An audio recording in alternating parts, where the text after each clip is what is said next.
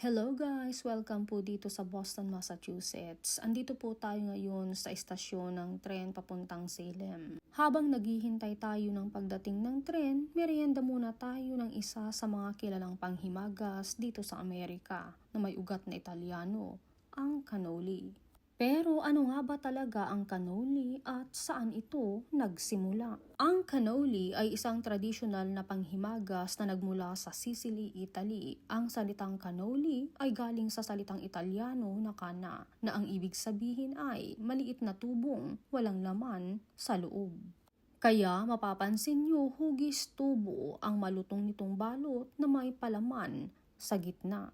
Ayon sa kasaysayan, nagsimula raw ang cannoli mahigit 1,000 taon na ang nakalipas noong panahon na sinakop ng mga Arabo ang Sicily.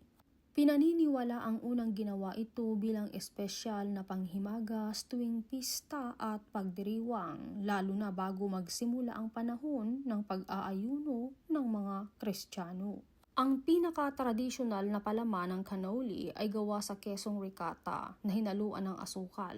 Minsan, nilalagyan din ito ng maliliit na piraso ng tsokolate, pistasyo, balat ng kahel o pinulbos na asukal para mas masarap at mas magandang tignan. Ang balot naman nito ay piniprito hanggang maging manipis at sobrang malutong. Dahil sa paglipat ng maraming Italyano papuntang Amerika noong huling bahagi ng 1800s hanggang unang bahagi ng 1900s, nakilala rin ang cannoli dito sa Estados Unidos, lalo na sa mga lugar gaya ng Boston at New York na maraming komunidad ng mga Italyano.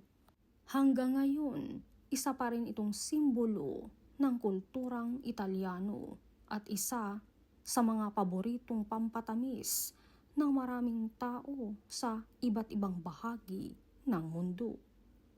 Kaya habang hinihintay natin ang tren papuntang Salem, swak talaga ang napakasarap na cannoli. Kaya kain muna po tayo!